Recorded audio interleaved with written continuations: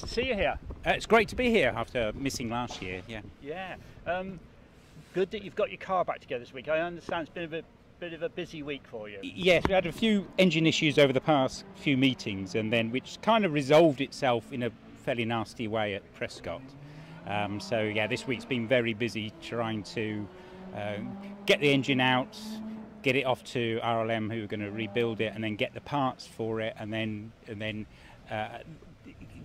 a variety of other things made it more complicated than you might imagine to get the engine back in again, having to modify the car slightly for the modified kind of improved engine cases and stuff like that. So yeah, it's been very busy. It's been touch and go whether I was going to get here or not, but I'm here, and it's Wiscombe, and it's fantastic to be here. And the engine itself that you've got in there now, you say it's a little bit modified from what it was. Do you have to run it in, or have you been able to put it in? Is it bench tested, or is it this like, you know, we put it in and go for it? Well, I ran it for about 5 minutes at about 12 o'clock yesterday lunchtime, and bunged it in the trailer and brought it down here, and I ran it in on the way back down the hill after first practice. So.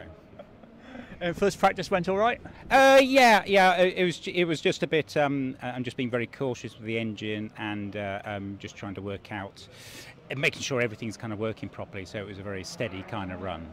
Yeah, and I know you're always a great supporter of Wiscombe. You always, I hope, still say it's one of your favourite hills. And is there any bits of the hill that you would say that are really technical that you're the master of? Or?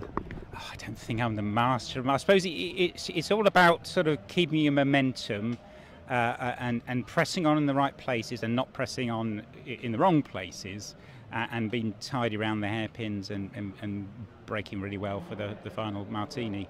There's just a lot going on. You're busy all the time, and your decision-making process is very, very high here at Wiscombe, which makes it really interesting.